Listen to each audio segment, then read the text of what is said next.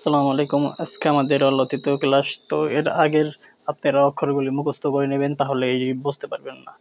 তো এখন এই যে আমার মতো করে পড়বেন এখানে।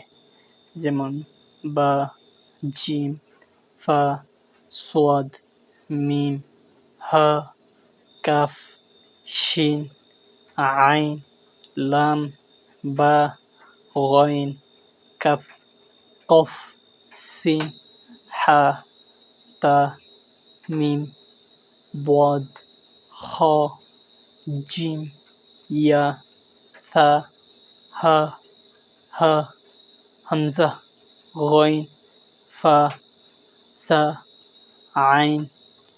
এখন হলো মিলান না হরফ। বা, আলিফ, হা, বা মিলাই পড়তে হবে।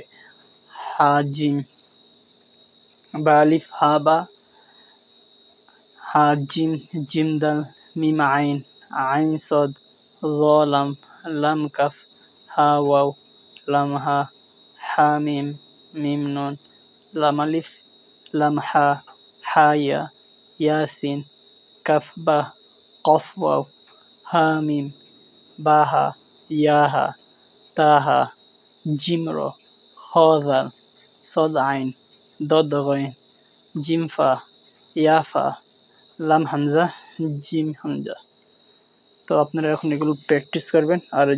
আর আপনাদের সাথে আগামী পর্বে দেখা হবে। আসসালামু আলাইকুম। আপনারা যতদিন বেশি বেশি প্র্যাকটিস করে এগুলোকে ভালো মতো মুখস্থ করে আয়ত্ত করে ফেলেন, তাহলে ইনশাআল্লাহ কোরআন শরীফ শিখতে পারবেন।